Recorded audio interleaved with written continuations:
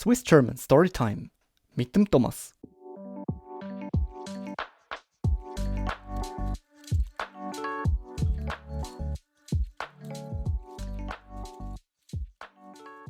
Hallo miteinander und willkommen zu einer neuen Episode hier auf Swiss German Storytime. Diese Woche habe ich einen Podcast für euch, den ich auch wieder beim Landesmuseum-Blog gefunden habe. Und zwar geht es um das Thema Salz. Ganz ein alltägliches Thema, oder? Wir brauchen immer Salz, jeden Tag, beim Essen, in den Getränken. Es ist mega wichtig, oder? Und die Frage ist, gibt es überhaupt Salzvorkommen in der Schweiz? Und ja, wie hat das eigentlich mit der Schweiz funktioniert früher und wie funktioniert es jetzt? Und da schauen wir im heutigen Podcast ein bisschen miteinander anschauen. Ich hoffe, euch geht es allen gut und ihr seid gut in den Herbst gestartet.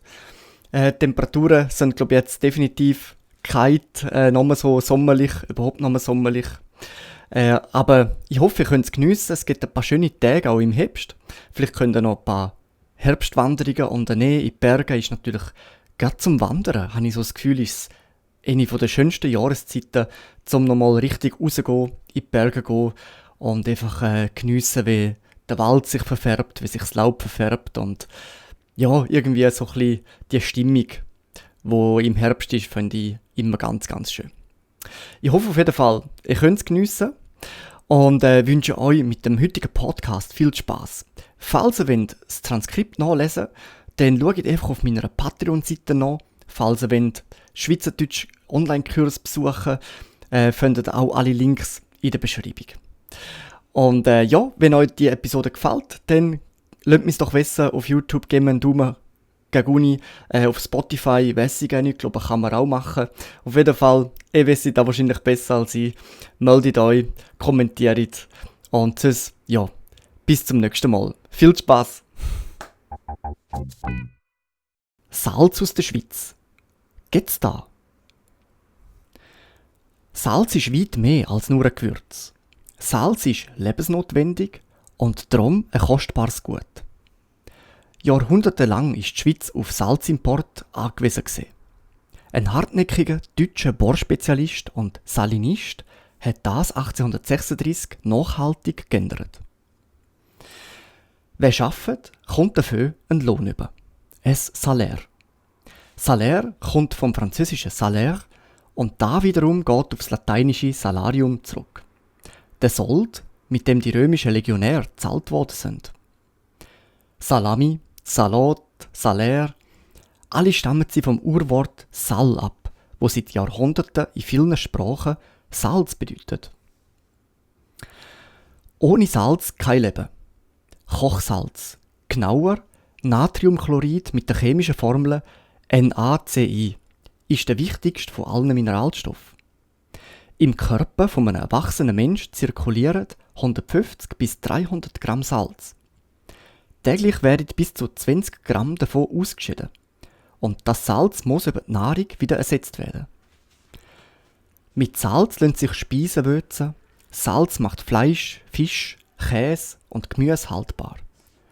Salz hat seit jeher auch im Handwerk und Gewerbe eine wichtige Rolle gespielt. In der Gerberei, der Töpferei, der Apotheke. Und der Chemie sei Dank sogar bei der Kälteerzeugung.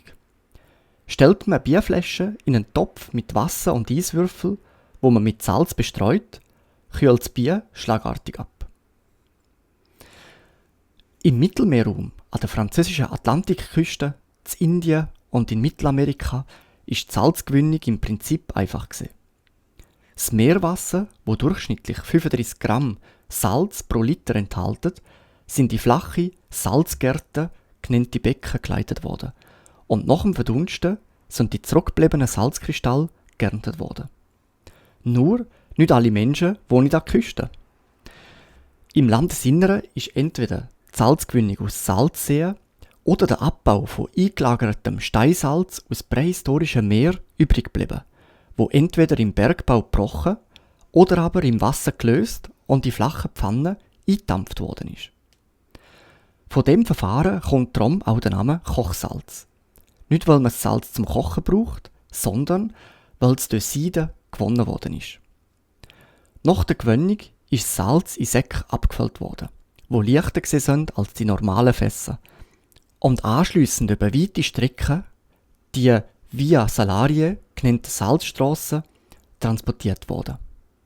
Das Salz ist gehandelt, gehortet und besteuert worden, mit Salz ist spekuliert und Politik gemacht worden. Die Schweiz als Binnenland ist bis ins 19. Jahrhundert fast vollständig auf Salzimport angewiesen gewesen. Salz aus dem Tirol und Bayern hat zum Beispiel Graubünden und die Ostschweiz versorgt.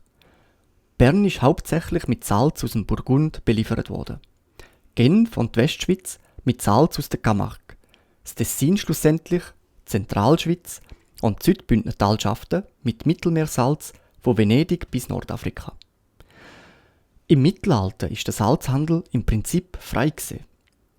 Weil dafür aber internationale Beziehungen und viel Kapital nötig sind und dazu ab dem 16. Jahrhundert die Handelsfreiheit eingeschränkt worden ist in der Schweiz so etwas wie ein Salzadel entstanden, wo der Salzimport kontrolliert hat und dadurch auch reich geworden ist. Trotz der Entdeckung von beträchtlichen Salzvorkommen in B, im Kanton Waadt, in der Mitte des 16. Jahrhunderts, ist die Schweiz auf Import angewiesen geblieben.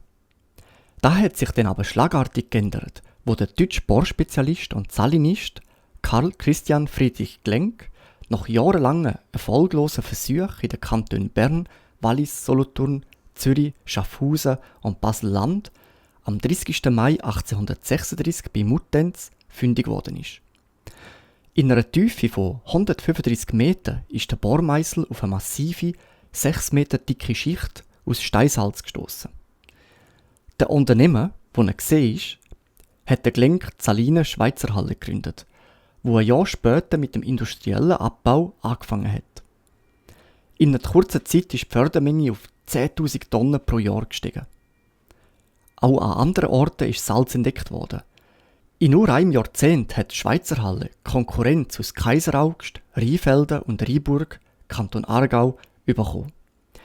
Seit 2014 sind die heute noch aktiven Schweizer Abbaustädte Rheinburg, Schweizerhalle und B unter dem Dach der Schweizer Salinen AG vereinigt und produzieren mit ihren rund 200 Mitarbeiterinnen und Mitarbeitern jährlich 400.000 bis 600.000 Tonnen Salz.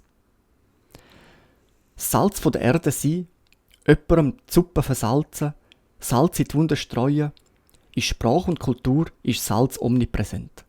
Zu allen Zeiten ist Salz nicht nur lebensnotwendig, sondern auch kostbar gewesen. Und als weißes Gold hat es immer auch eine hohe symbolische Bedeutung gehabt.